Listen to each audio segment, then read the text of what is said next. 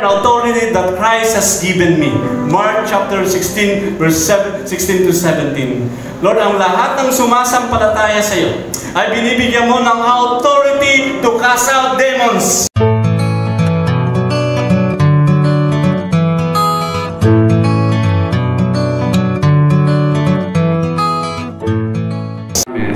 Dapat ligtas ka.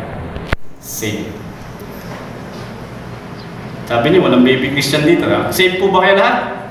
Yeah. O, smart ka. Next, M. Maturing. Hindi matured, maturing.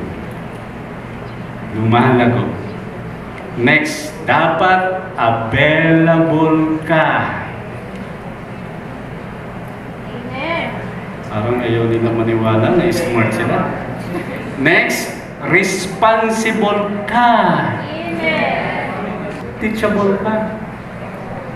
Okay, basa yung now. 1, 2, 3, begin. Now.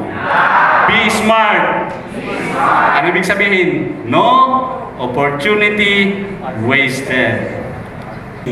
Lord, ang lahat ng sumasampalataya sa iyo ay binibigyan mo ng authority to cast out demons, authority to heal the sick, and authority to speak thy word, Father God. And right now, Lord, I claim the authority that you have given to us. Lord, bestow upon them, Lord. Iparanas mo ang kapangyarihang magpalayas ng mga demonyo. Ang kapangyarihang magpagaling at magsalita ng iyong mga wika, iba't ibang wika, in the name of your Son, Jesus Christ, the Son of the living God, Jesus of Christ of Nazareth. Right now, O Lord, I declare your holiness. I declare your anointing sa bawat isang lumalapit sa iyo. And Father, once again, we dedicate to you our lives. Use me, send me, and give me the power coming from you. Father, thank you so much. The revival is coming. The revival is coming on this church. This church will be used by God to penetrate the campuses, to give glory and honor thy name, Father. Thank you so much, O Lord. Inaangkin po namin ngayon, Panginoon. Inaangkin namin ang kapangyarihan ng iyong banal na Espiritu Santo.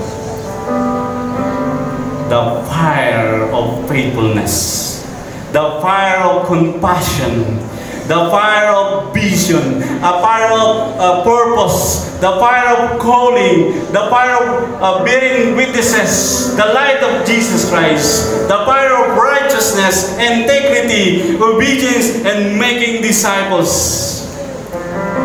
And right now, Lord, your people kneeling down, humbling before thy presence. Lord, kilala mo sila. At yung promise mo sa John 10:10b, you said, I have come that you may have life, and that you might have it more abundantly.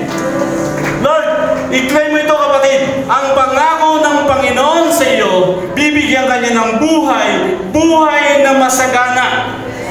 And right now, Lord, marami po ditong magtatapos.